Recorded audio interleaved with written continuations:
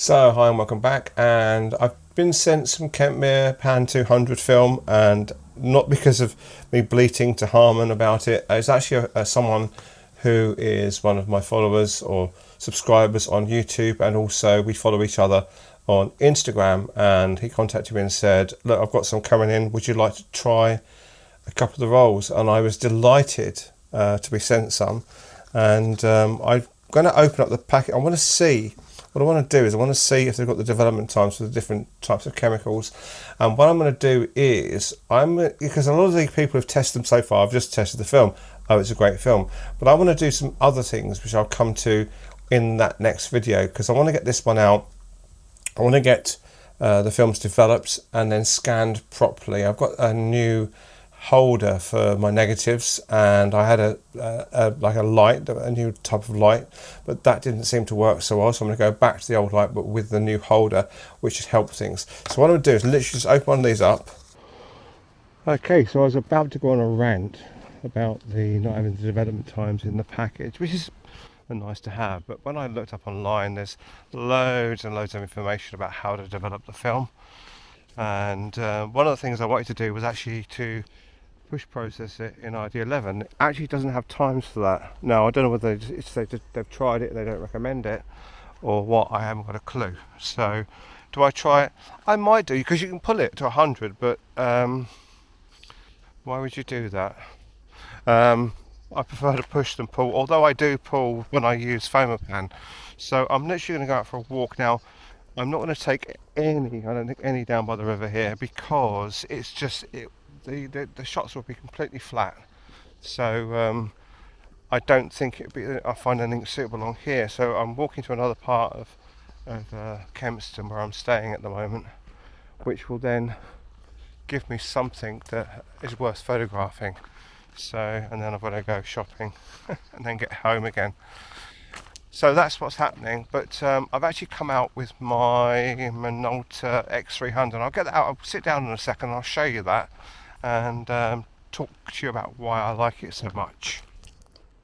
Okay, so this is my X300. I bought it off a friend. It's not one that I've bought like online or anything. So a friend had it, and I just really love the design. And I wish back in the day that I'd have used them, because I was a Canon fan and I had an AE1, and it was an absolute pain in the backside, because you'd have on the AE1, you'd have the ISO switch and the shutter speed on one dial on this side, and then what would happen is you could actually knock down your shutter speed to bulb, not notice it or whatever it might be, and it go off. This is just, I just love it. It's just literally very simple.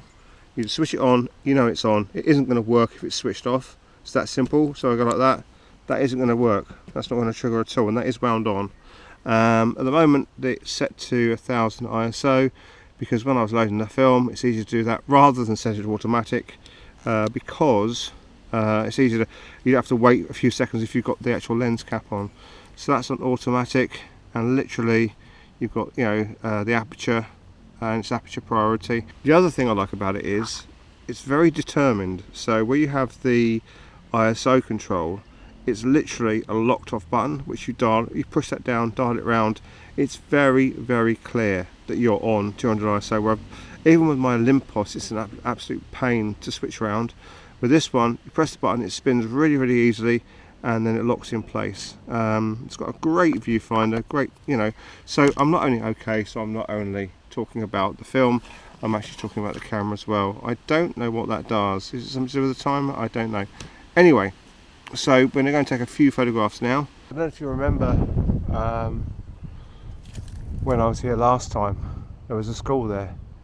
That's all been knocked down now. Now it would have been in the bad times when I come here and I photographed through this fence, and you can see it's gone, and there's a new school being built off to the left hand side there.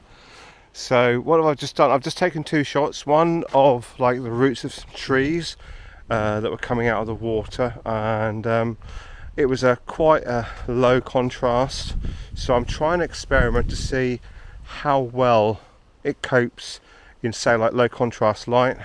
What I'm expecting and what I'm going to get, I don't honestly know, and we're just going to carry on and walk to the end of this road and take a few more shots. There's like a memorial, a war memorial here. That's kind of interesting. In there, over there, looks like almost like an Anderson shelter, but it's not. That's not what it is. Trust me, it's not. I remember when I was back in my 20s, I did a photograph here of someone dressed up as a soldier, and they were like holding like a cross. It was quite a really lovely shot, and the worst part about it was it would have been even better if I'd have developed the film correctly. I underdeveloped it by about a minute, and that's what happened. So anyway, so we'll carry on, try and get a few more shots before this video goes out, and then once I've developed them, you'll see what I've been doing. So I've just taken a photograph of that sign. It says 24-hour CCTV in operation, speed limit of 10 miles an hour, and I suddenly realised I'm being watched from over there on CCTV. So yeah, so it's 125th f2.8. So the light in here is quite, getting quite dark for this type of film, at 200 speed film. So hopefully that'll be interesting to see how it works in that type of light. So just to finish off, I've taken quite a few shots with the film. I'm not going to be able to get it developed for a few days anyway, and I'm going to take it out tomorrow. I've got an event on tomorrow I've got to go to, and different things. So we'll leave it like there, so you can just see me. I've got some film, trying it out, trying it in different types of light and different types of conditions. Anyway, don't forget to like, comment, subscribe, and I will see you in the next video.